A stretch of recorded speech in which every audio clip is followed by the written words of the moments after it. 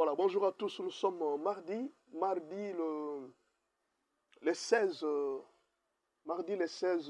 décembre 2025. Alors, nous allons parler aujourd'hui un thème très important, la plus grande erreur de Daniel. La plus grande erreur de Daniel. Bonjour, je suis à Goma. Merci beaucoup, Olivier. Olivier, bonjour, merci beaucoup. La plus grande erreur de Daniel. C'est ça le thème de ce matin. La plus grande erreur de Daniel. Qu'est-ce que Daniel avait commis comme erreur? Quelle était la faute de Daniel? Qu'est-ce que moi je reproche à Daniel? Qu'est-ce que vous avez trouvé comme erreur dans la vie de Daniel? Avant de tout commencer, je dois d'abord vous dire une chose. Quand vous lisez la Bible, vous devez intégrer deux notions très importantes. Chaque fois que vous lisez la Bible sur l'histoire de David, l'histoire de Daniel, vous devez relever deux choses importantes. Deux choses très importantes qui sont très importantes. Vous devez relever cela. Vous comprenez? Relever ces choses, ce sont des choses très importantes quand vous êtes en train de lire la Bible. La première chose que vous devez relever, c'est que la Bible cherche toujours à connaître quelle est la volonté de Dieu que l'homme doit faire. C'est la première chose que la Bible cherche à connaître. Quelle est cette volonté de Dieu que vous êtes obligé de faire? La deuxième chose, qu'est-ce que Dieu attend de vous? Quelle est l'erreur que vous devez corriger dans votre vie? C'est-à-dire, la Bible ne nous a pas présenté des hommes parfaits. La Bible nous a présenté des hommes qui avaient des qualités, qui avaient des défauts. Des hommes qui avaient des perfections, mais qui avaient aussi des imperfections. C'est-à-dire, tout homme de la Bible avait des qualités. Il avait aussi des imperfections. Voilà pourquoi on vous a dit ceci. Élie était un homme de même nature que nous. C'est-à-dire, Élie n'était pas parfait. Ne croyez pas que pour que Dieu exauce Élie, c'était un homme parfait. Il n'avait aucun défaut. Non. La Bible nous dit qu'il était un homme de même nature que nous. C'est-à-dire, il pouvait pécher, il pouvait commettre des erreurs en tant qu'humain. C'est-à-dire, quand vous êtes en train de lire les serviteurs de Dieu dans la Bible, voyez toujours ces deux aspects. Même quand vous rencontrez un pasteur, voyez toujours ces deux aspects. Le premier aspect, c'est l'aspect divin. Quelque chose de Dieu en lui. Mais le deuxième aspect, c'est l'aspect humain. Un homme de Dieu, quoi qu'il soit, il a toujours des imperfections. Mais alors, si vous commencez à considérer les hommes de Dieu seulement dans la dimension divine, vous allez fuir tous les pasteurs. Vous serez déçus chaque jour. Un homme de Dieu reste un homme de Dieu. C'est un homme. Il a des défauts, il a des qualités. Prenez les hommes par les qualités. C'est un peu comme dans une famille. Il n'y a pas quelqu'un qui a eu des enfants parfaits. Les enfants ont des erreurs et nous les supportons. Voilà pourquoi Dieu a créé l'amour. L'amour supporte tout. Nous sommes prêts à nous supporter et à nous aimer. L'amour de Dieu supporte tout. Vous devez supporter les qualités des pasteurs. Vous devez aussi supporter leurs défauts. Vous ne pouvez pas aimer des hommes parfaits. Vous n'êtes pas là pour aimer des hommes parfaits. Vous êtes là avec des hommes imparfaits. Alors chaque fois que vous regardez dans la Bible l'histoire de Salomon, Salomon avait la perfection. Donc il avait des qualités. Il avait aussi des défauts. David avait des qualités, il avait des défauts. Job avait des qualités, il avait des défauts. Abraham avait des qualités, il avait des défauts. Sarah, sa femme, avait des qualités, elle avait des défauts. Ne voyez pas dans la Bible des hommes parfaits. David d'ailleurs avait épousé plusieurs femmes. Alors vous prenez ça parce qu'il était parfait, il n'était pas parfait. Jacob a commis des bonnes choses. Il a commis aussi des erreurs. Il faut lire la Bible en intégrant l'aspect humain dans la Bible. Parce que même l'aspect humain nous enseigne. L'aspect humain nous enseigne à éviter les erreurs. Par exemple, la polygamie de Salomon et ses conséquences nous apprend à éviter la polygamie. Ce n'est pas parce que Judas a trahi Jésus, parce que ça se trouve dans la Bible, alors comme c'est dans la Bible, moi aussi je peux trahir Jésus. Non, la Bible ce n'est pas comme ça. Il faut relever les défauts des hommes, il faut relever leurs qualités. L'une des qualités que Judas avait, c'était un caissier. Il gardait la caisse de l'église. C'est qu'on donne la caisse à quelqu'un qui connaît bien gérer l'argent. Les seuls défauts, il était voleur et traître. Vous comprenez? C'est-à-dire, chacun avait ses qualités, chacun avait ses défauts. Pourquoi Jésus n'a pas confié la caisse à Pierre? Pourquoi il n'a pas confié la caisse à Jean? Pourquoi pas à Jacques? Jésus ne nous prend pas comme des hommes parfaits. Regardez la lettre qu'on a écrite à l'église de la Odyssée, à l'église de Sardoine, de Philadelphie, à toutes les églises. Regardez les lettres que Jésus a écrites. Je connais tes qualités, je connais tes défauts. Répands-toi et puis revient. Jésus n'a pas chassé les gens. Dans toutes ces lettres-là, Jésus n'a chassé personne. Il a accueilli tout le monde.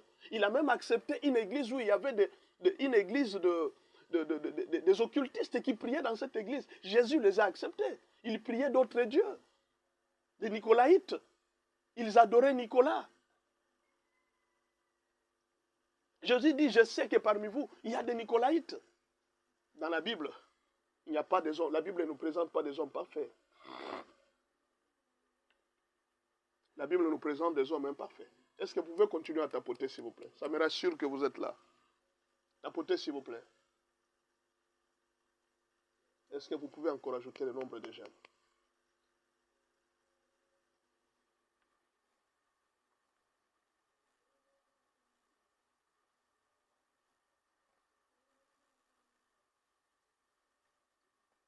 Voilà, j'enlève d'abord pour diminuer les réseaux. Voilà. Est-ce que vous avez compris? Alors aujourd'hui, nous allons vous parler de Daniel. Daniel. 2 Timothée 3, verset 15. De ton enfance, tu connais les Saintes Écritures, qui peuvent te rendre sage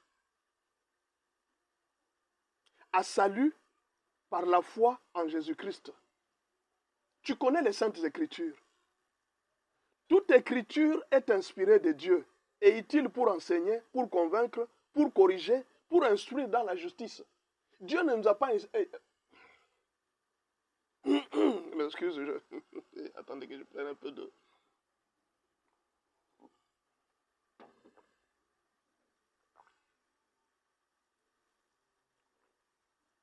Toute écriture est inspirée de Dieu et utile pour enseigner, pour convaincre, pour corriger, pour instruire dans la justice. 2 Timothée 3, verset 17. Afin que l'homme de Dieu soit accompli et propre à toute bonne œuvre. Voilà le résumé de la Bible. L'objectif de la parole de Dieu est donné ici. Dieu ne nous a pas envoyé la parole de Dieu pour que nous puissions débattre sur la saine doctrine. Non. L'objectif de l'inspiration de la parole de Dieu, c'était pour que l'homme soit prêt à pratiquer de bonnes œuvres. C'est-à-dire, l'objectif de la parole de Dieu, c'est pour que toi et moi, nous puissions pratiquer de bonnes œuvres. Si la parole de Dieu, tu ne la lis pas ainsi, c'est que tu es à côté des Écritures. La parole de Dieu, ce n'est pas pour que moi, je vienne te prouver que j'ai une grande connaissance. Ce n'est pas ça l'objectif de la parole de Dieu. L'objectif de la parole de Dieu, c'est de te montrer, toi, comment pratiquer, comment faire les bonnes œuvres. Dieu n'a pas besoin de nos doctrines. Dieu n'a pas besoin de savoir quel verset j'ai mémorisé. Dieu a besoin de savoir quelle parole tu as apprise et tu as pratiquée.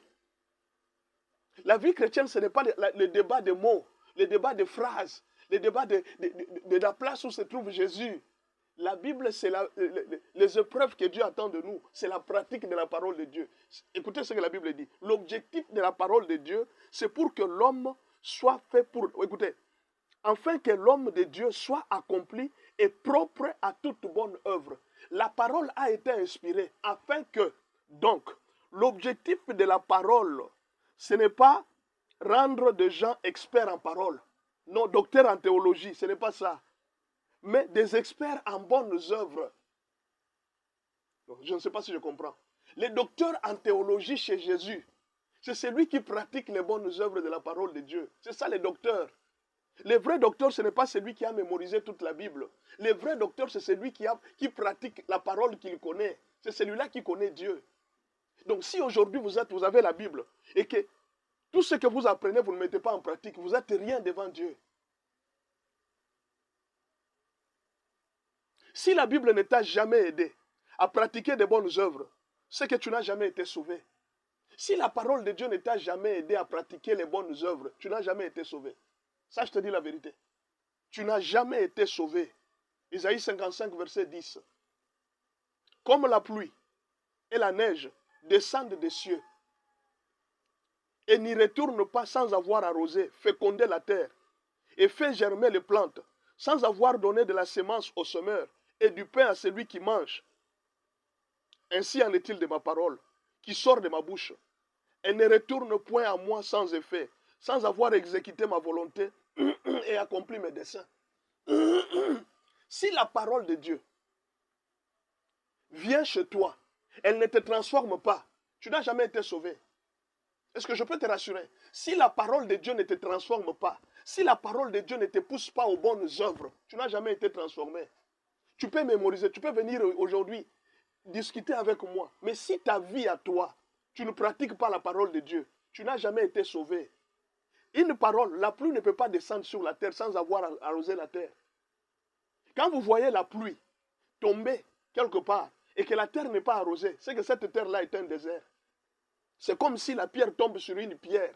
Et Jésus nous parle de 4. Si la parole de Dieu ne change pas, tu dois vérifier quelle est la terre que tu possèdes. Parce que si la pluie peut tomber sur une pierre, la pierre ne donnera pas de semences. Ça, je te dis la vérité. La pluie peut tomber sur une épine. L'épine ne donnera jamais de semences. Alors, tu dois vérifier quelle terre tu es si la parole de Dieu ne te transforme pas. Comment expliquer que des chrétiens qui viennent même chaque jour en train d'écouter la parole de Dieu dimanche à l'église, mais ils ne sont pas transformés? Quelle est alors l'importance de la parole de Dieu? Pourquoi on vous prêche? Moi, je n'aime pas trop de débats. Fais ce que... Pratique la parole de Dieu, je vais croire en toi. Je n'ai pas besoin que tu viennes me dire, j'ai pris dans cette église, j'ai pris dans cette église. Je n'ai pas besoin de ça. Je n'ai même pas besoin de connaître où est-ce que tu pries. Je n'ai même pas besoin de connaître qui est ton pasteur. J'ai besoin de te voir chaque jour dans ta vie, comment est-ce que tu es en train d'aimer ton prochain. J'ai besoin de te voir chaque jour, comment est-ce que tu es en train de saluer tes ennemis. Jésus nous parle de 4 terres. Et tu dois vérifier quelle est ta terre. Jésus nous parle de 4 terres.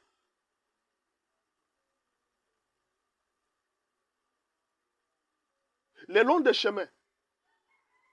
La parole de Dieu a été jetée sur le long des chemins. Suivez-moi très bien. La parole de Dieu d'abord a commencé par être jetée sur le long des chemins. Qui sont les chrétiens du long des chemins? Les chrétiens du long des chemins, ce sont des passagers. Vous avez dans l'église des chrétiens qui sont des passagers. C'est-à-dire, ils viennent dans l'église, ils n'ont jamais pris la décision de faire quoi que ce soit. Il arrive là, depuis qu'il est dans l'église. C'est comme quelqu'un qui est là en attendant de prendre une décision. Il n'a jamais pris une seule décision, ni de servir Dieu, ni de s'engager pour l'œuvre de Dieu. Lui, il est là en attendant. Ce sont les chrétiens qui sont sur le long du chemin. Il n'a pas encore pris la décision. Tu es chrétien. Tu n'as jamais pris aucune décision par rapport à Jésus. Mais tu es chrétien. Tout chrétien, on le connaît d'abord par l'engagement par rapport à l'œuvre de la croix. Si tu n'as jamais pris un seul engagement, tu es le chrétien du long du chemin. Et ils n'ont même pas besoin des engagements. Non, non, je ne m'engage pas. Hein. Je suis seulement là pour prier seulement, c'est tout. Moi, je viens seulement à l'église. Moi, je viens seulement à l'église. Ce sont les chrétiens du long du chemin. Vous voyez, quand vous voyagez dans un pays, hein, vous êtes passager. Qu'est-ce que vous allez faire? Vous n'allez pas vous engager des choses de la ville parce que vous savez que bientôt je vais voyager. C'est comme ça que tu te comportes dans certaines églises. Tu n'as pas besoin de t'engager parce que tu sais que bientôt ou après-demain, là, je peux prendre une décision de m'en aller. Ce sont les chrétiens du long des chemins. La parole de Dieu ne dure pas dans leur cœur. Parce qu'ils ne prennent pas les choses au sérieux. C'est un chrétien du long des chemins. La deuxième catégorie de chrétiens, ce sont des chrétiens que Jésus a qualifiés de pierres. C'est-à-dire une semence, même si ça tombe sur lui, ça ne peut pas pousser. Ce sont des chrétiens incrédules. Pourquoi je les appelle chrétiens? C'est parce que nous les voyons à l'église. Lui, c'est une pierre. Tout ce que vous dites, il ne croit pas, il n'accepte pas. Il est dans les discussions. Vous avez déjà vu un chrétien scientifique, un chrétien correct. La Bible dit, le juste vivra par la foi et non par l'intelligence. Nous croyons, c'est ce qui paie notre fondement. Mais lui ne croit pas. Il doute. Thomas, pour que je croie, je dois voir. Est-ce que vous comprenez? Pour que lui puisse croire, il doit voir. Ça, c'est la pierre, un chrétien incrédule. C'est pourquoi l'apôtre Pierre a dit, aujourd'hui, si vous entendez sa parole, n'endurcissez pas vos cœurs. Donc, il y a des chrétiens qui étaient endurcis. Il est dans l'église, mais son cœur, c'est comme comme une pierre. Il a un cœur endurci. C'est la deuxième catégorie de chrétiens. Troisième catégorie de chrétiens, ce sont des chrétiens épines. Les chrétiens épines, ce sont des chrétiens qui s'inquiètent de tout. Quand il arrive dans une église, il n'est pas content du pasteur. Lui, il ne regarde que les défauts du pasteur. Il n'est là que pour regarder les défauts des églises et les défauts des pasteurs. Quand il arrive dans une église, il est en train de regarder la chorale. Comment est-ce que les gens s'habillent? Comment est-ce que le pasteur a prêché? Il a bien commencé, mais il n'a pas bien terminé. La chorale n'a pas bien chanté. Lui, c'est un chrétien épine. Il se plaint de tout. Il a les soucis à tout. Ce sont des chrétiens problématiques. Je suis arrivé à l'église, on ne m'a pas visité, on ne m'a pas vu, personne ne s'occupe de moi. Ça, c'est cette église n'a pas d'amour. Maintenant, pose-lui la question. Quand toi tu es arrivé, tu as visité combien de gens? Tu es parti aimer combien de gens? Lui n'a pas encore aimé, mais il exige des gens qu'on l'aime. Lui n'a pas encore donné, mais il exige déjà qu'on le donne. Moi, j'avais un deuil. J'ai perdu ma famille, un membre de ma famille. L'église n'a pas contribué pour moi. Ça, c'est un chrétien épine. C'est-à-dire, toute la parole qui vient là, ça ne va pas les trouver parce qu'il est toujours dans les soucis, il est toujours dans les inquiétudes. Tout ce qui se passe à l'église, ça ne lui plaît pas. Ça, c'est un chrétien épine. C'est une épine et nous avons des chrétiens comme ça à l'église. Ils ne sont jamais satisfaits. Ils ne prennent jamais la charge des autres. Ils veulent toujours qu'on les prenne en charge. C'est lui qu'on doit prendre en charge. Lui ne prendra en charge personne. C'est pour lui qu'il faut cotiser. Lui ne cotisera pour personne. C'est lui qu'il faut aller visiter. Lui ne visitera personne. On appelle ça des chrétiens épines. C'est une épine. La parole de Dieu est arrivée à cause des soucis de ce monde, à cause des soucis des problèmes qu'il voit dans l'église. Il suffit seulement qu'il voit les pasteurs en train de prêcher comme je prêche là. Lui, il commence déjà à regarder les fautes de français que j'ai fait. Comment est-ce que je m'habille? Est-ce qu'un pasteur peut s'habiller comme ça? Bon, est-ce qu'un pasteur... Lui, la parole là, quand tu prêches la parole, ça ne l'intéresse pas. Lui, il est dans les inquiétudes. Il est en train de chercher les fautes. Il est en train de chercher les erreurs. Il est dans les soucis. Pourquoi depuis que nous sommes arrivés dans cette église, nous ne sommes pas bénis? Pourquoi depuis que nous sommes là dans cette église, il n'y a pas de changement? Lui, il est dans les soucis. Sa vie entière, c'est dans les soucis. C'est la troisième catégorie de chrétiens qu'on trouve à l'église. Et la quatrième catégorie de personnes, c'est la bonne terre.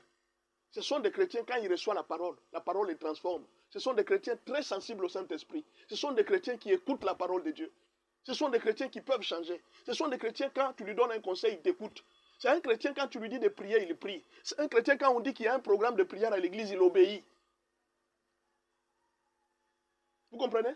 Mais alors, imaginez dans cette catégorie. Tu es dans quelle catégorie? Tu es une bonne terre, tu es un chrétien épine, ou bien tu es un chrétien pierre, ou bien tu es un chrétien qui est sur le long du chemin. Le long du chemin, tu n'as pas de décision. Donc tout ce qui se passe à l'église, ça ne te regarde pas. Je suis venu prier. Même saluer les gens après les cultes, tu ne salues pas. Ah, moi, je n'aime pas les histoires des églises, là, je n'aime pas. Je vais seulement, je prie, je rentre, c'est fini. Chrétien du long des chemins. La parole arrive, elle passe. Les oiseaux viennent, ils les prennent. Lui n'aime pas entrer en profondeur. Lui n'aime pas prendre de grandes décisions. Il n'aime pas suivre les enseignements, non, les affermissements, non, non. Ah, non, non, merci beaucoup. Ça, je ne suis pas. Je n'aime pas trop d'engagement à l'église, hein, mon frère. J'ai déjà connu beaucoup de déceptions. Chrétien du long des chemins. Deuxième chrétien, chrétien Pierre. Lui, quand il ne voit pas, il n'accepte pas. Un homme qui aime à tout moment discuter, il doute de tout. Même s'il voit un miracle, il ne croit pas. Donc pour lui, quand un pasteur fait un miracle, c'est un sataniste. Les miracles n'existent pas, la guérison n'existe pas. Mon frère, va à l'hôpital. Quelle guérison? Un pasteur te guérir, bon, quelle guérison? Va à l'hôpital, tu seras guéri. Ça, c'est un chrétien qui dit ça. Il peut accepter un féticheur, mais pas un pasteur. Il peut accepter que Satan agit à travers les féticheurs, mais il ne peut pas croire qu'un pasteur peut faire un miracle. Ça, c'est une pierre. Aujourd'hui, si vous entendez sa parole, n'endurcissez pas votre cœur. Est-ce que vous pouvez m'ajouter le nombre de j'aime, s'il vous plaît? Parce que je vais commencer l'enseignement. Les secrets de Daniel. La plus grande erreur de Daniel.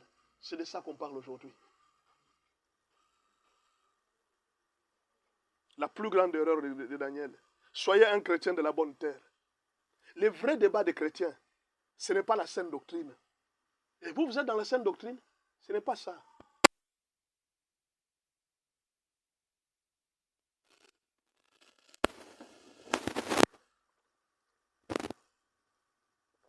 Moi, je suis catholique.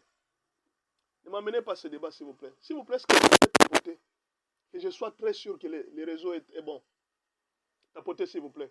Augmentez-moi le nombre de j'aime, s'il vous plaît. Je vais être très sûr que le réseau est bon. Augmentez-moi le nombre de j'aime parce que je vais commencer maintenant l'enseignement. Jacques 1, verset 25. Mais celui qui aura plongé les regards dans la loi parfaite. S'il vous plaît, j'ai comme l'impression qu'il y a un très grand silence. Est-ce que vous pouvez tapoter? Vérifiez-moi si le réseau est là. Est-ce que le réseau est bon? Je veux savoir si le réseau est bon. Ici, chez nous, le réseau, à un moment, ça part, ça revient. Dites-moi si le réseau est bon. Est-ce que le signal est bon, s'il vous plaît? Veuillez me vérifier si le réseau est bon.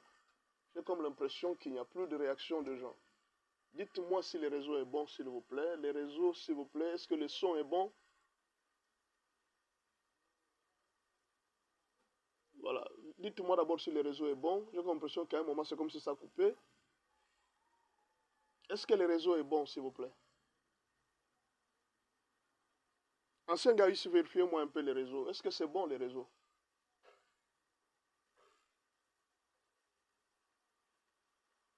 On me dit que le réseau n'est pas bon. Ok, déjà. Ah, ok. Merci beaucoup. Voilà. C'est pourquoi je vous dis toujours de tapoter, parce que je peux continuer à enseigner. Tapotez toujours pendant que je suis en train de parler. Hein, tapotez s'il vous plaît. Tapotez, je veux être sûr. Je veux vraiment être sûr que vous êtes là. Aïe, aïe, aïe, aïe, aïe.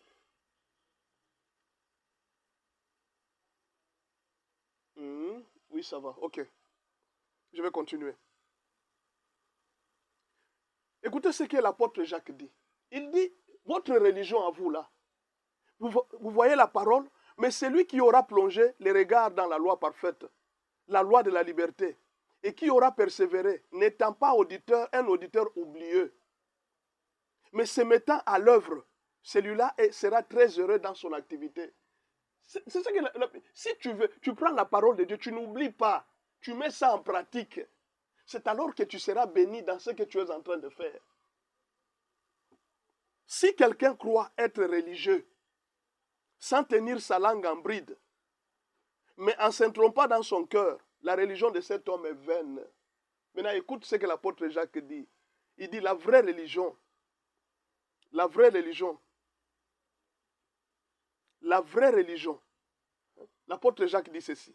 La vraie religion, aïe, aïe, aïe, aïe, aïe, aïe, aïe, aïe, aïe, aïe, aïe. La religion pure et sans tache devant Dieu notre Père consiste à visiter les orphelins et les veuves dans leurs afflictions. On connaît la religion quand les gens sont en train de souffrir. Ta réaction à toi vis-à-vis de la souffrance des gens. Comment expliquer que toi tu es pasteur, tu es prêtre, les gens sont en train de souffrir, ça ne te dit rien. Aucune réaction. Les orphelins sont dans la rue, ça ne te dit rien. L'apôtre Jacques dit que ce n'est pas cette religion-là. La vraie religion, la vraie religion, c'est celle de visiter les orphelins et les veuves dans leurs afflictions. C'est ça la vraie religion. À se préserver des souillures.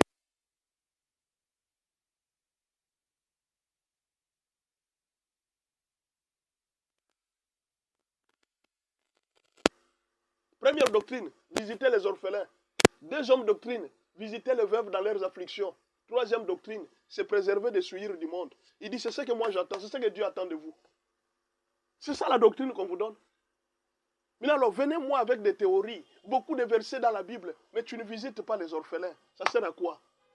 Beaucoup de versets dans la Bible, tu n'es pas avec la veuve quand elle souffre.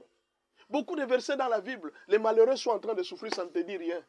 Les pauvres sont en train de manquer à manger, ça ne te dit rien. L'année est en train de se terminer. Il y a beaucoup de familles qui n'ont rien à manger, qui ne savent même pas comment ils vont fêter. Regarde dans ta maison, plein d'habits. Et puis dimanche, tu viens déranger les gens ici. Je suis chrétien, je suis chrétien. Va sortir des habits là, va donner aux pauvres. Sors la nourriture, va donner aux pauvres. C'est ça la vraie religion. Ne nous amenez pas, je suis docteur en théologie. Non. Docteur en visite aux orphelins. C'est ça les docteurs qu'on cherche. Docteur en fouillant l'impudicité. Oui, c'est ça le vrai docteur. Docteur en théologie, mais tu es dans l'impudicité. Docteur en théologie, mais tu es dans les vols, dans les détournements, dans les mensonges. Docteur en théologie. Docteur en théologie, tu es en train de sortir avec des femmes d'autrui. C'est ça, docteur en théologie. Il dit, si tu es en train de penser que c'est ça la religion, tu es en train de te tromper. Ce n'est pas ça la vraie religion. La vraie religion consiste à se préserver des souillures de ce monde. Et puis à faire quoi? À visiter les orphelins et à visiter les veuves. C'est ça la vraie religion. Amenez-moi, non. Moi, je suis pasteur, j'ai une grande église. Que tu aies une grande église, ce n'est pas ça la religion.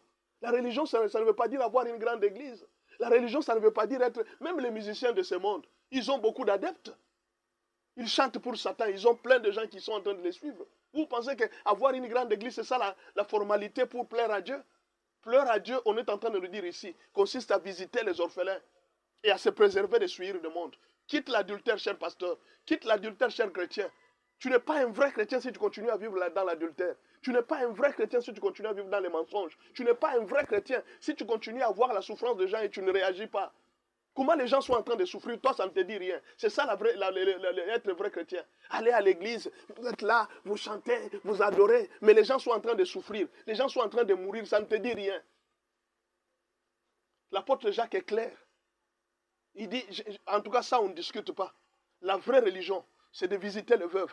La vraie religion, c'est de s'occuper des orphelins. La vraie religion, c'est de se préserver des souillures du monde. Il donne 3 doctrines. Maintenant, amène-moi ta doctrine. Jésus est Dieu, c'est ce que tu aimes. Jésus est Dieu, Branham est Dieu. C'est tout ce que tu aimes discuter à tout moment. Non, la vraie religion, ce sont les témoins de Jéhovah, ce sont les catholiques. C'est ce que tu aimes discuter.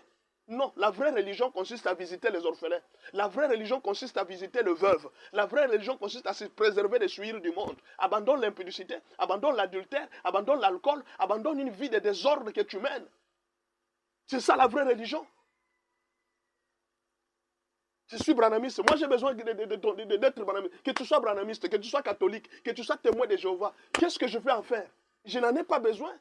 J'ai besoin de la parole pure. La religion pure consiste à visiter les orphelins, consiste à visiter les veuves, consiste à se préserver des souillures du monde. C'est ça la parole. C'est ça le résumé de la parole. Continue à vivre dans l'impudicité et amène-moi ton diplôme de théologie. Je suis pasteur, j'ai fait master en théologie à l'université de... Oui, dernièrement aux États-Unis, je viens de faire une théologie, j'ai terminé une théologie. Abandonne la femme d'autrui. Abandonne la femme d'autrui. Abandonne l'impudicité. Menteur. Sorcier. Il ne faut pas mentir Dieu. On ne se moque pas de Dieu. Tu es un grand menteur. La vraie religion consiste à visiter les orphelins. La vraie religion consiste à regarder les veuves, à regarder la souffrance des gens. Regardez les églises aujourd'hui. Les gens sont en train de mourir à l'Est. Ils sont en train d'adorer Dieu. Ils se taisent. Les gens sont en train de mourir. Même pas faire une cotisation. On se réunit pour envoyer l'argent, la nourriture à nos frères qui sont à l'Est. Aucune église ne s'organise. Toujours plein. Non, le pasteur là a fait plein. Mais faites même un appel dans l'église. Nous allons cotiser en tant que chrétiens. $1 million. Toute la ville. Nous envoyons à l'Est à nos frères qui sont en train de souffrir. C'est ça la vraie religion. Vous voulez faire un stade de martyrs. Vous avez dépensé combien au stade de martyrs? Cet argent de stade de martyrs, ça ne pouvait pas aller à l'Est pour aider les orphelins, les veuves qui sont en train de fuir la guerre. Et quand ils m'écoutent en train de parler, de défendre les veuves et les orphelins, les pasteurs commencent à aimer la politique. Les pasteurs commencent à aimer la politique. La politique, les âmes sont en train de mourir. Vous vous taisez et vous dites que non, moi je n'aime pas parler de la guerre, je n'aime pas parler de la souffrance là, parce que moi je suis chrétien. Être chrétien, c'est s'occuper des veuves, c'est s'occuper des orphelins. Je ne sais pas si c'est quelle religion on vous a appris. Non, excusez-moi, je ne sais pas quoi est-ce qu'on vous a appris en religion. Être docteur en théologie, connaître là où Jésus se trouve. Jésus est au centre, Dieu est à droite, le Saint-Esprit. Nous sommes des trinitaires. Nous croyons... Ce n'est pas ça la religion. Non, ce n'est pas ça la religion. La vraie religion, la vraie, la pure, consiste à regarder les yeux sur la pauvreté des gens. Les yeux sur la pauvreté des gens. Pourquoi les dirigeants qui se disent chrétiens, ils sont en train de voir la souffrance du peuple et ils ne disent rien? C'est ça ce que les pasteurs leur ont dit. Si tu m'amènes la dîme, tu es chrétien. Si tu m'amènes l'offrande, tu es purifié. Montrez aux gens à aimer les pauvres. Montrez les gens à s'occuper des pauvres. C'est ça la vraie religion. Regardez les enfants qui n'étudient pas.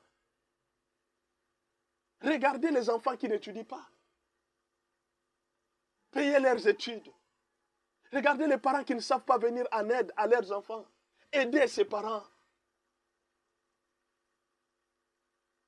C'est ça la vraie religion. Ce n'est pas de rester là à l'église, vous achetez de très beaux bâtiments. Ce n'est pas mal, mon frère. Mais accomplissez les devoirs chrétiens. D'aimer les orphelins, de s'occuper des veuves. C'est ça la religion. Venez me débattre avec moi ici. Pasteur, tu deviens politicien. Tu commences à parler de la politique. Les gens meurent à l'Est. Vous vous taisez. Ça ne vous dit rien, la mort de tous ces gens. Ces enfants qui sont en train de fuir la guerre, qui dorment dehors, ça ne vous dit rien. Aucune prédication, aucune intervention, aucune cotisation. Et vous dites que nous sommes chrétiens. S'il vous plaît, ne venez pas me déranger ici. Appelez-moi aventurier comme vous voulez, mais je ne peux pas voir la souffrance de mon frère, la souffrance de ma soeur. Quelqu'un est en train de manquer à manger, et je me tais. Non, j'ai dit ceci, je vois quelqu'un en train de souffrir et je me tais. Je vois les gens en train de fuir les bombes, en train de fuir la guerre et je me tais. Non, nous avons besoin du dialogue, nous avons besoin du dialogue. Vous vous taisez. Pendant que les gens souffrent, pendant que les gens pleurent, les orphelins sont en train de pleurer, vous vous taisez et vous vous dites prêtre, pasteur. L'apôtre Jacques avait raison. Il dit non. Mes frères, ne vous trompez pas. Je connais Dieu, j'ai marché avec Dieu. Si vous voulez toucher le cœur de Dieu, mettez en pratique la parole de Dieu. Mettre en pratique la parole de Dieu, ça veut dire aimer les veuves, s'occuper des orphelins, de tous ceux qui sont en train de souffrir. Regardez ces gens qui souffrent. Nous sommes pendant les périodes de fête. Plusieurs familles ne mangeront pas. Plusieurs familles ne fêteront pas. Est-ce que tu ne peux pas te décider de donner la joie à une famille? Non, je suis en train d'insister. Est-ce que tu ne peux pas te décider de donner la joie à une famille? Une famille qui manquera à manger. Une famille qui n'aura rien. Est-ce que vous comprenez? Dernièrement, j'étais à l'église. J'ai vu une femme. Elle est venue. J'étais au bureau, on est venu m'appeler. Il dit, il y a une femme, son enfant a une très grande fièvre. J'ai dit, qu'est-ce qu'il faut? Je n'ai pas d'argent, mon frère. Mais j'ai un cœur pour l'aimer. Je n'ai pas d'argent. Il y avait une soeur qui est infirmière. J'ai appelé la soeur infirmière. Il dit, essaie un peu de regarder ça. On a fait l'ordonnance. Elle m'a fait l'ordonnance sur place. Il dit, pour calmer un peu de fièvre, avant qu'on intervienne et tout ça, il faut qu'on achète ça. Il faut qu'on achète ça. J'ai ouvert mon sac. J'ai donné $10. Il dit, amenez vite que cette maman-là, elle n'a personne pour l'aider. Elle n'a personne pour l'aider, mon frère. Je m'excuse de parler de ça parce que c'est moi qui ai fait ça. Dieu ne nous autorise pas de faire ça. Excusez-moi vraiment. Un moment, l'argent que vous voyez là, ce sont des papiers. Ce ne sont que des papiers. La vraie vie, c'est dans les prochains. L'image de Dieu se trouve dans les prochains. Regarde la souffrance de ton prochain. Regarde comment est-ce que ton prochain est en train de souffrir, mon frère. C'est ça la vraie religion. Beaucoup de gens iront en enfer. Je vous ai déjà dit, les questions qui nous seront posées, les jours où nous serons devant la présence du Seigneur. Dieu ne te posera jamais la question de savoir quel est le nom de ton pasteur. Non, il ne te posera pas cette question. Tu priais dans quelle église? Il y avait combien de membres? Tu étais branhamiste, catholique ou bien témoin de Jéhovah? Cette question ne reviendra jamais. Elle ne reviendra jamais. Vous savez les questions que Jésus va poser? J'étais en prison et vous n'êtes pas venu me voir. J'ai été malade et vous n'êtes pas venu me visiter. J'ai été malade. C'est ça, ce sont les questions de la fin du monde. Le jour du jugement, les questions qu'on va nous poser. J'ai été malade et vous n'êtes pas venu me voir. J'étais en prison et vous n'êtes pas venu me visiter. J'avais faim et vous ne m'avez pas donné à manger. Ah, les gens ont posé la question, Seigneur, quand est-ce que nous t'avons vu avoir faim et on ne t'avait pas donné à manger? Il dit, lorsque vous n'avez pas fait à ces gens qui souffrent à l'Est, c'est à moi que vous n'avez pas fait. Continue à prier. Je t'ai déjà donné des questions, non? Toi, tu as la chance. Je t'ai donné des questions d'interrogation.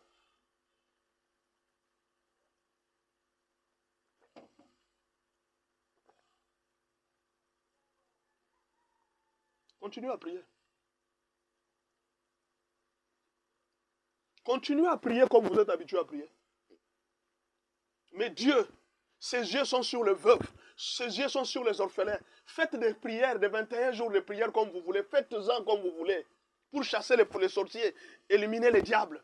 Mais moi je vous dis, le vrai combat spirituel, c'est de faire les bonnes œuvres. La vraie religion, c'est de faire des bonnes œuvres. Moi, je pense que ce moment ici, c'est le moment où les chrétiens devraient sortir de leur argent, de leur poche. Ils sortent tout ce qu'ils avaient comme réserve pour commencer à aider les pauvres. C'est ça la dernière période de l'année. Ce n'est pas vous enfermer. Toute l'année, vous avez été dans des prières, séminaires. Mais vers la fin de l'année aussi, sortez quand même de l'argent. Allez vers les pauvres. Allez vers le veuf, allez vers les orphelins, sortez de l'argent, envoyez à l'Est, là où il y a la guerre. Sortez de l'argent, soutenez la veuve, soutenez l'orphelin qui est dans la souffrance.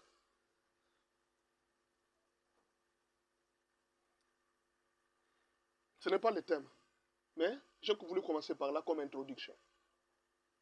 Il me reste combien de minutes? J'ai fini l'introduction. Je vais commencer la prédication. J'ai introduit. Venez discuter avec moi.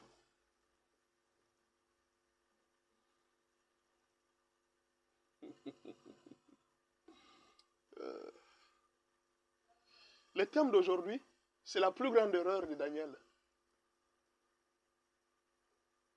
La plus grande erreur de Daniel. Daniel était un humain, c'est qu'il avait aussi des défauts. Alors, moi, j'ai pris un seul défaut. On va lire. Prenez votre Bible. Pendant ce temps, réfléchissez à une bonne œuvre que vous allez accomplir. Avant la fin de l'année, faites du bien à quelqu'un.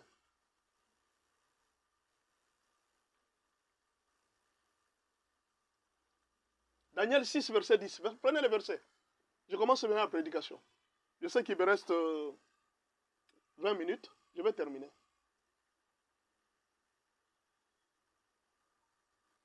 Daniel 6, verset 10. Lorsque Daniel sut que les décrets étaient écrits, il se retira dans sa maison. Ça, c'est une grande erreur. On vient d'écrire un décret. On interdit à tout le monde de prier. C'est une loi qu'on vient de donner, mon frère.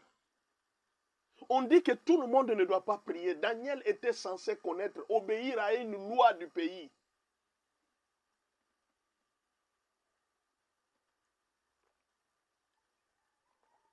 C'est un décret du roi.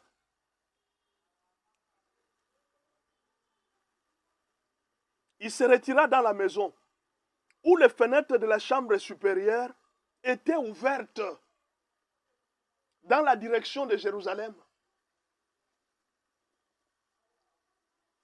Le problème se trouve là. Non, je n'ai pas fini, écoutez. Dans la direction. Et 3 fois le jour, il se mettait à genoux, il priait et il louait Dieu, il louait son Dieu, comme il le faisait auparavant. Vous comprenez maintenant le problème? Est-ce que vous comprenez le problème? J'ai l'impression que vous n'avez pas compris. Est-ce que le problème c'est de prier Dieu? Non, ce n'est pas de prier Dieu. L'erreur de Daniel, ce n'est pas de prier Dieu. Il priait chaque jour, c'était son habitude. Daniel priait Dieu chaque jour par habitude. Il avait l'habitude de prier 3 fois par jour. Il avait 3 sujets de prière quand il priait. On vous donne les sujets de prière. 3 fois le jour, il se mettait à genoux. Première position, on vous donne la position qu'il priait. Il était à genoux. Il priait. 1. La première chose, il priait. 2. Il louait son Dieu. Vous comprenez? À genoux. Donc, la confession de péché, l'humilité, s'humilier devant Dieu. 2. Il priait. Intercession ou bien demande. Et puis 3. Il louait Dieu. Action de grâce et remerciement. Est-ce que vous avez compris? Est-ce que vous pouvez m'ajouter le nombre de j'aime, s'il vous plaît? Ajoutez-moi le nombre de j'aime, s'il vous plaît. Je suis déjà entré dans les vies. Je vais terminer, ne vous en faites pas. Je vais prendre votre temps. Tapotez, s'il vous plaît, tapotez, tapotez, tapotez, tapotez.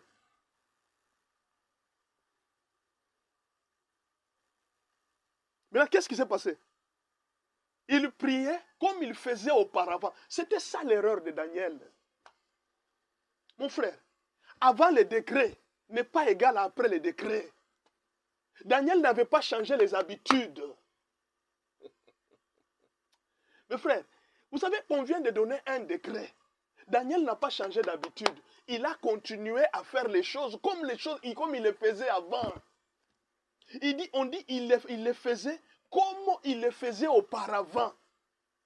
Auparavant, il n'y avait pas de décret. On n'avait pas interdit la prière. Mais maintenant, là, on a interdit la prière. Pourquoi Daniel n'a pas fermé les fenêtres?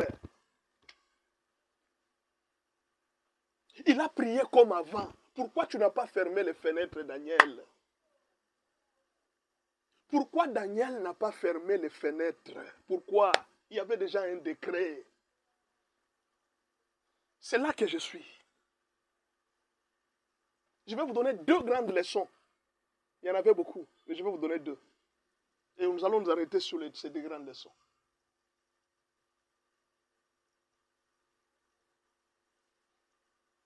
Écoutez, je ne refuse pas les habitudes d'avant, hein, quand il n'y avait pas de décret, et des habitudes d'après les décrets.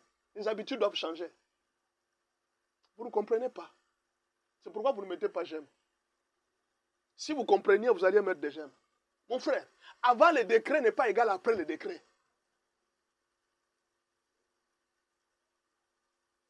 La façon que tu pries à l'église, ce n'est pas la façon que tu dois prier à la maison. La façon que tu te comportes dans ta famille, ce n'est pas la façon que tu dois te comporter au travail. Tapotez, s'il vous plaît. Soyez sages, mes frères.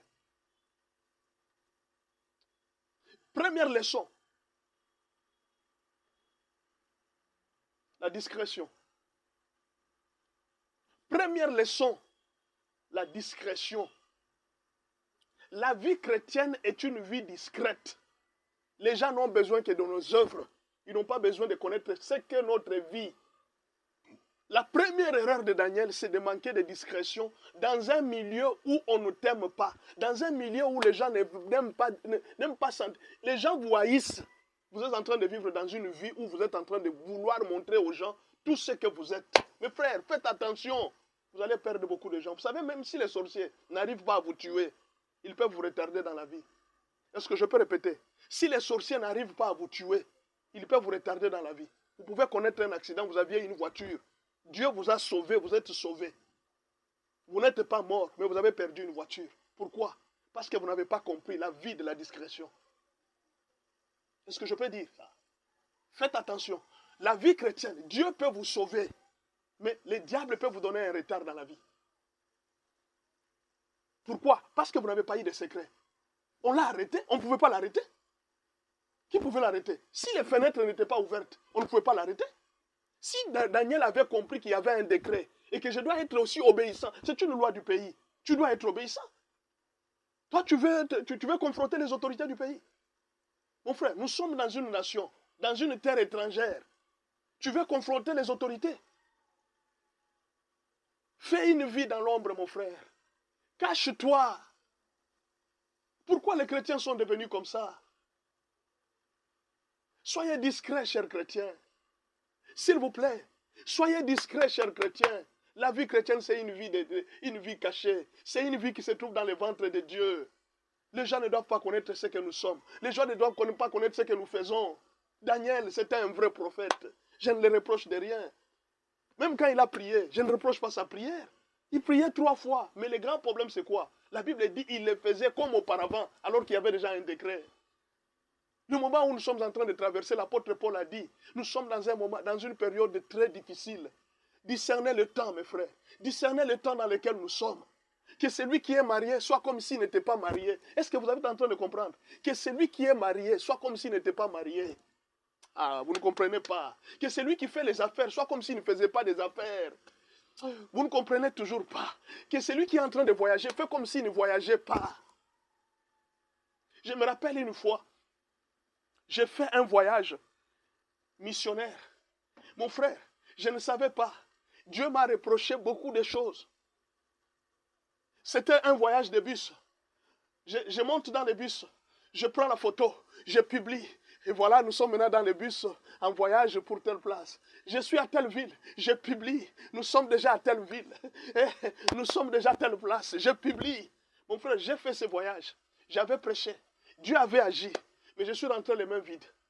L'église ne m'avait pas béni. Je suis rentré les mains vides. J'ai vu comment est-ce que les pasteurs étaient en train de peiner pour me bénir. Pasteur, nous n'avons même pas... C'est juste l'argent de transport. Quand je suis arrivé à Kinshasa, il dit, Seigneur, comment est-ce que je peux voyager comme ça? Bon, je n'avais pas voyagé pour l'argent. Mais l'église n'a pas pu me bénir. C'est ce qui me faisait mal. Et Dieu m'a dit, pourquoi, quand tu as voyagé, tu as commencé à publier? Pourquoi tout ce que tu fais doit être connu de tous? Tu ne connais pas que les gens ne sont pas contents. Tu ne connais pas que tu es combattu. Mon frère, Dieu n'avait pas permis que je fasse l'accident. Il m'avait protégé. Mais le diable m'avait retardé dans beaucoup de choses. Faites attention. Si vous avez une vie de discrétion, peut-être vous serez sauvé. Les autres vont mourir. Dieu va permettre à ce que tu ne meurs pas, mais tu risques de perdre ton mariage. Non, tu ne comprends pas. Dieu peut permettre que tu ne meurs pas. Ils sont venus te tuer, mais tu risques de perdre ton mariage. Dieu peut permettre que tu ne meurs pas à cause du poison qu'on voulait te tuer, commettre. Mais Dieu peut permettre que tu perdes ton travail. Le diable peut ne pas te tuer, mais il peut te retarder dans la vie à cause du manque de secret. Jésus a corrigé Daniel. Il a dit, si vous voulez prier, s'il vous plaît, mes enfants, si vous voulez prier, entrez dans votre chambre, fermez votre chambre, que votre vie soit secrète, chrétien. Que votre vie soit secrète. Ne vivez pas une vie de m'as-tu vu. Tu achètes une voiture, tout le monde doit connaître que tu as acheté une voiture. Tu viens d'acheter une parcelle, tout le monde doit connaître que tu viens d'acheter une parcelle. Tu as la grossesse, tout le monde doit connaître que tu es enceinte. Tu viens de mettre au monde, même dans les lits de l'hôpital, tu es en train de mettre au monde, tu es en train de proclamer déjà, mon bébé vient de sortir, mon frère, ma soeur. Il y a des mariages qui ne devraient pas être publiés. Il y a des mariages qui devraient être faits dans le secret, parce que tu ne connais pas le temps. Dans cette famille, il y a un décret. Ah, elle ne comprend pas. Dans votre famille, il y a un décret. Avant le décret et après le décret, on ne doit pas faire les choses de la même façon. Quand il y a un décret, vous devez faire attention. Quand il y a une loi, vous devez faire attention. Daniel a fait ces choses pendant qu'il y avait un décret. Il y a des familles où il n'y a pas de mariage. Tout doit être secret. Parents, vous avez reçu la dot, faites ça dans les secrets. Il y a des mariages qui ne seront pas célébrés en public. Il y a des mariages qui n'auront pas de photos sur Facebook, sur WhatsApp. Personne. Je suis en train de vous dire, il y a des mariages que personne ne connaîtra sur cette terre. Que vous vous étiez mariés. Parce que dans cette famille, il y a un décret. Daniel ne savait pas qu'il y avait un décret. Il a continué à prier comme auparavant.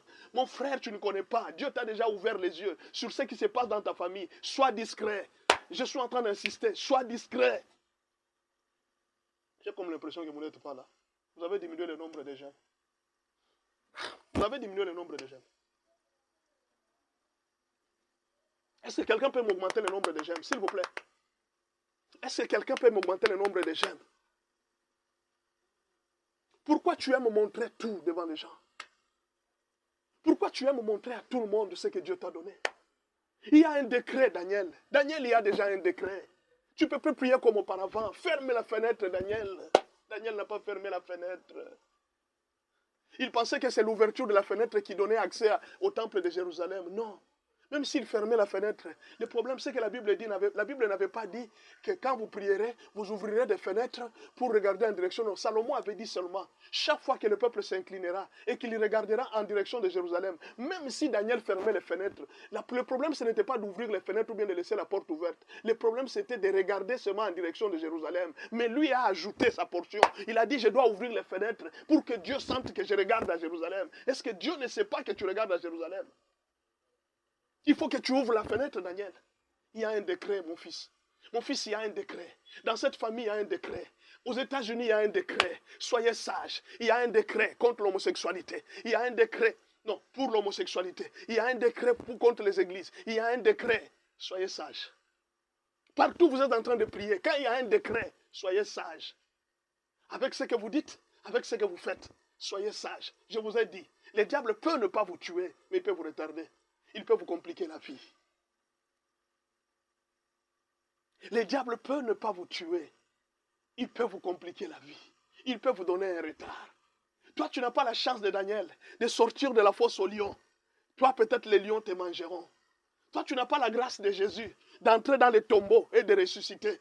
Peut-être que la terre va te garder là-bas. Jésus avait sa grâce de ressusciter. Tu es sûr que toi, tu vas ressusciter comme Jésus? Fais attention. Je suis en train de te conseiller. Il y a une personne ici qui va se marier. Dieu sait ton projet. Il sait que tu es en train de voir un mariage de luxe et d'honneur. Fais attention. Dieu ne veut pas que tu fasses ça. Dieu veut que tu fasses les choses en secret. J'ai vu dans la Bible, il y a deux rois qui ont été consacrés dans le secret. David a été consacré dans le secret. Il n'y avait pas de choses officielles. Il a été consacré dans le secret, dans la chambre. Dans un salon, c'est là qu'on a consacré David. Il n'y avait pas de cérémonie de royauté. Mais Dieu a approuvé cela. Ne croyez pas que pour qu'un mariage soit accepté, il faudra que tout le monde voie. Il faudra qu'on publie sur les réseaux sociaux. Il faudra qu'on publie sur TikTok, Instagram. Mes amis doivent sentir.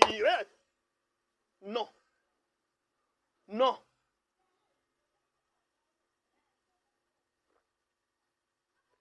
Est-ce que je peux répéter non?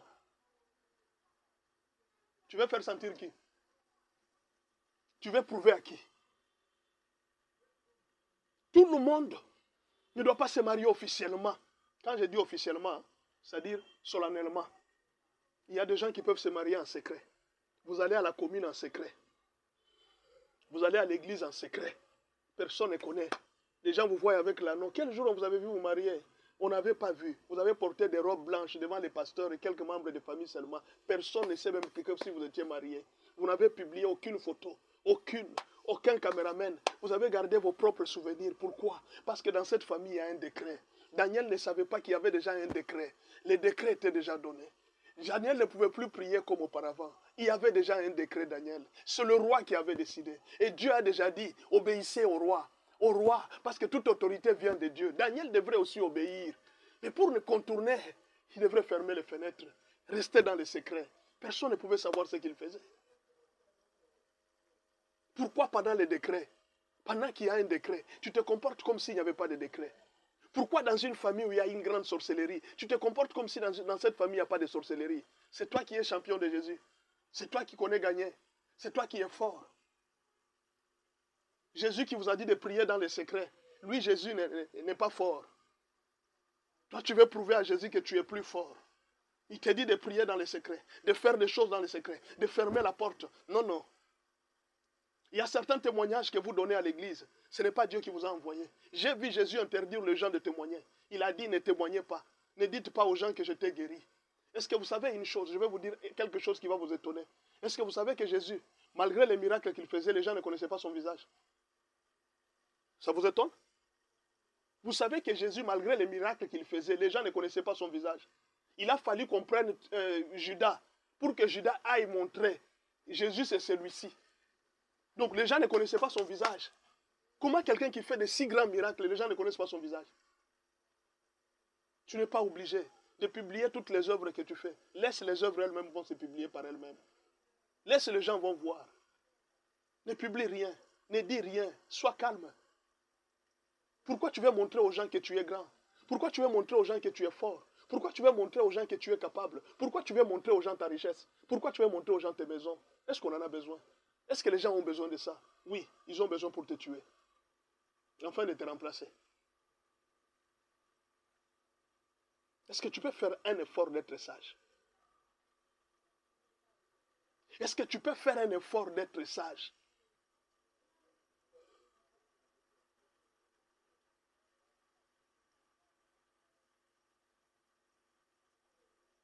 Deuxième conseil, je termine par là. Apprends à discerner le temps. Apprends à lire le temps. Apprends à lire les moments. Tous les événements qui t'arrivent dans la vie, ce ne sont pas un hasard. L'Éternel a fait tout pour un but, même les méchants pour les jours de malheur. Quand tu remarques un certain moment, que les gens commencent à toucher ta vie, ceux qui ne pouvaient pas toucher ta vie commencent à te toucher, apprends à lire le temps. Il y a quelque chose qui ne va pas. Apprends à discerner le temps. Si tu remarques qu'il y a des problèmes qui commencent à augmenter, apprends à discerner le temps. Les ennemis ont augmenté leur force. Si tu commences à un certain moment, les difficultés commencent à grandir au sein de l'église, au sein de l'entreprise, attends à discerner un moment. Le Seigneur a besoin de toi. Tu dois entrer en retraite. Dieu a besoin de te parler. Dieu a besoin de te donner de nouvelles instructions. Fais attention. Soit il y a une bénédiction qui s'annonce. Dieu te dit que la quantité de prières que tu as est insuffisante. Ou soit, il y a quelque chose, un ennemi vient de s'introduire dans ton entreprise, dans ton église. Mais toi, tu es distrait, tu ne sais pas. Ou alors, on est en train de détruire l'église petit à petit, mais toi, tu es là en train de dormir. Et alors, Dieu te réveille par un malheur. Dieu te réveille par une situation compliquée. Dieu te pousse à vivre un malheur pour que tes yeux s'ouvrent, pour que tes yeux se réveillent. Apprends à discerner le temps. Il faut savoir dans quel temps tu te trouves. Daniel était en train d'approcher vers l'accomplissement d'une prophétie, la libération des enfants d'Israël. 70 ans avaient suffi. C'était la période de la libération des enfants d'Israël. Daniel pouvait discerner le temps et comprendre que ce temps ici, ce n'est pas un moment où je dois commencer à m'exposer. J'ai dit à un jeune frère, même pour manger, tu dois faire attention de manger chez n'importe qui. Il y a des gens qui ont pris une grande décision de t'empoisonner, de te tuer, parce qu'ils t'ont cherché la nuit, ils ne t'ont pas eu. Ils t'ont cherché par tous les moyens, ils ne savent pas t'avoir. C'est le moment où tu ne peux plus avoir d'amis. C'est le moment où tu ne peux plus faire confiance à n'importe qui. C'est le moment où tu dois faire attention. Parce que l'année qui arrive, elle est en train de t'annoncer une grande bénédiction. Tu dois faire très attention. Je dis tu dois faire très attention. Parce que c'est à toi que je suis en train de m'adresser. Je dis que tu dois faire très attention.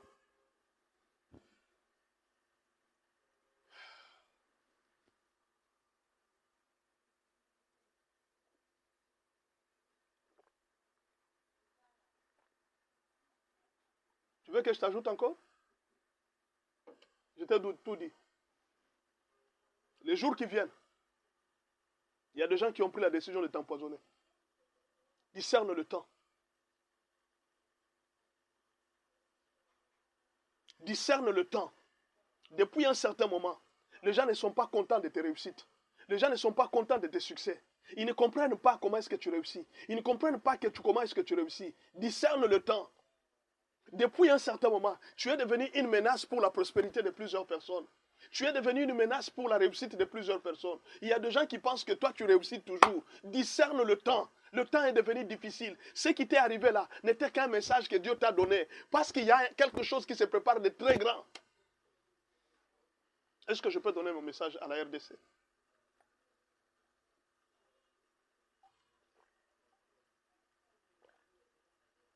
Est-ce que les Congolais peuvent discerner le temps?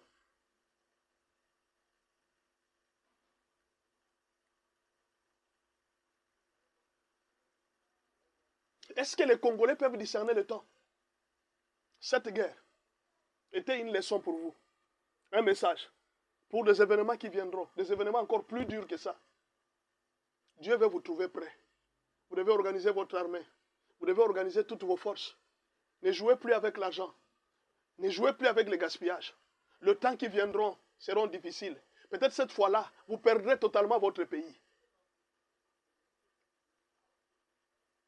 Soyez disciplinés dans la gestion et dans tout ce que vous êtes en train de faire. Demain, vous allez souffrir parce que vous n'avez pas su le temps. Je vais vous lire un dernier verset pour terminer. Écoutez ce que Jésus a dit. Les gens qui n'ont pas discerné le temps. Ils n'ont pas su discerner le temps. Ils n'ont pas compris le temps que Dieu leur avait donné. Ils n'ont pas compris.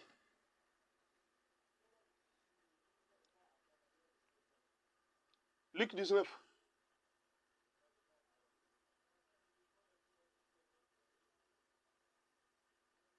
Luc 19.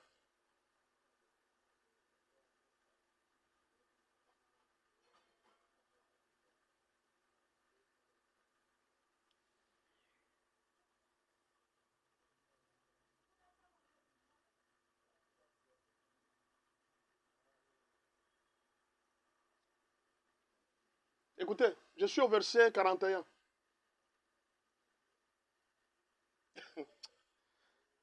Prenez ce verset souligné. Luc 19, verset 41. Soulignez ce verset. Gardez bien ce verset parce que je finis par là. Aujourd'hui, je ne vais pas beaucoup ajouter parce que je risque d'enlever ce que j'ai déjà mis. Je commence par le verset 41. Comme il approchait de la ville, Jésus, en la voyant, pleura sur elle et dit, quand Jésus pleure, c'est parce qu'il est en train de voir comment est-ce que vous ne comprenez pas le discernement du temps. Si toi aussi, verset 42, si toi aussi, au moins en ces jours qui t'est donné, tu connaissais les choses qui appartiennent à ta paix, mais maintenant, elles sont cachées à tes yeux. Il viendra sur toi des jours où tes ennemis t'environneront de tranchées, t'enfermeront et te serreront de toutes parts. Ils te détruiront, toi et tes enfants, au milieu de toi.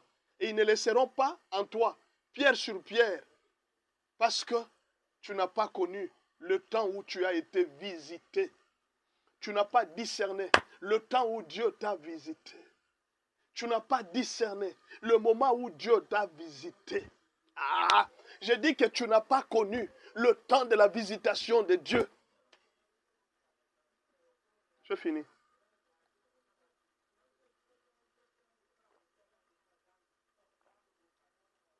J'ai fini, non? C'est fini pour aujourd'hui. Parce que si j'ajoute, je risque d'enlever même ce que j'ai déjà mis. Vous avez compris maintenant la plus grande erreur de Daniel? Faites attention quand il y a un décret. Faites attention quand il y a un système qui est déjà établi. Je suis en train de parler aux chrétiens qui sont en Occident. Faites attention, il y a déjà un décret sur l'homosexualité. Et sur beaucoup d'autres décrets seront donnés. Faites attention. Discernez le temps. Sachez comment vous comporter. Il y a plusieurs décrets qui sont déjà pris. Soyez discrets. N'entrez pas dans leur système démocratique. Soyez discrets. Votre démocratie, c'est la parole de Dieu. Protégez votre vie chrétienne. Protégez votre vie chrétienne. Il va arriver un moment où les gens ne supporteront plus de voir les chrétiens. Il va arriver un moment où les gens ne supporteront plus les vrais chrétiens. Protégez votre vie chrétienne.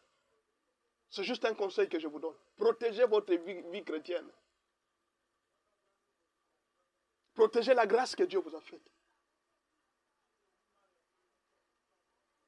J'ai fini pour aujourd'hui. Que mon Dieu vous fasse du bien.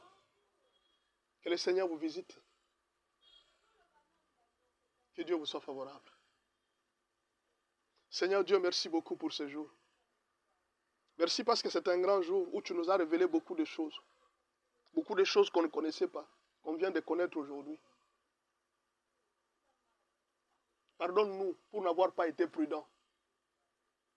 Pardonne-nous pour n'avoir pas été compris. Pardonne-nous pour n'avoir pas été discrets. Tu nous as dit beaucoup de choses, mais nous ne les avons pas écoutées. Pardonne-nous. Samson avait un secret, mais il l'a répandu. Il avait sauvé, il avait accompli le plan de Dieu, mais il est mort aveugle. Il avait accompli la vision, mais il est mort aveugle. Aide-nous à cacher les secrets. Aide-nous à garder notre vie chrétienne dans les secrets. Donne-nous l'humilité, afin que nous ne puissions pas être orgueilleux pour nous exposer chaque jour. Aide-nous à cacher nos familles, nos enfants. Aide-nous à les cacher, afin que le monde ne comprenne pas ce que nous sommes venus, ce que nous sommes vraiment. Que le monde ne voie pas notre vie. Merci. Que Dieu vous bénisse. Que Dieu vous fasse du bien. Irène Boula, que Dieu te bénisse. Aimez des H, que Dieu te bénisse. Je vous bénis tous au nom de Jésus. Ancien Gaïs, que Dieu vous garde, qu'il vous protège. Merci beaucoup. Merci beaucoup à vous tous. Moi, j'ai fait ma part. Faites aussi votre part. Obéissez. La vraie doctrine, le vrai christianisme, ce n'est pas d'être à l'église catholique. Ce n'est pas d'être dans l'église de réveil. La vraie religion consiste à visiter les pauvres, les orphelins, à s'occuper des gens qui meurent à l'Est là. Vous devez mettre votre point de vue, vous devez mettre de l'argent, vous devez compatir. Quand vous voyez des orphelins autour de toi, pendant cette période de fête, ne fouillez pas seulement vers les 100 jours de prière. Fouillez aussi vers 100 jours de bonnes œuvres. Faites d'abord de bonnes œuvres. Allez visiter les orphelins, allez visiter les prisonniers. Que les prisonniers profitent aussi de votre argent. C'est ça la bonne religion, c'est ça la religion pure. Que Dieu vous soit favorable, que Dieu vous bénisse, que Dieu vous visite. Faites une vraie religion. Faites la religion pure. Protégez-vous des souillures du monde. Abandonnez la femme d'autrui. Abandonnez les maris d'autrui. Protégez-vous des souillures du monde. Abandonnez l'alcool. Abandonnez les boîtes de nuit. Abandonnez cette vie. La vraie religion, c'est celle-là. Vous êtes préservés des souillures de ce monde. Voilà la vraie religion. Qu'est-ce que je peux encore vous dire?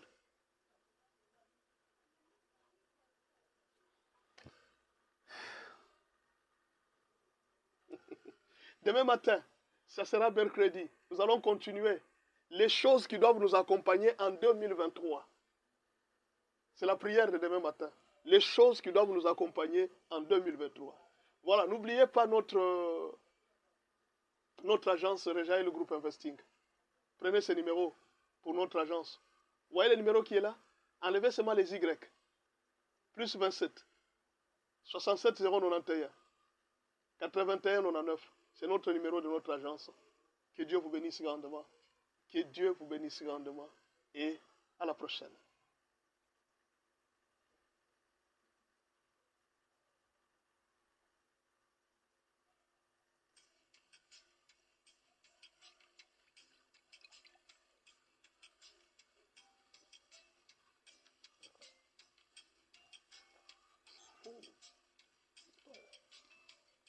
Dieu.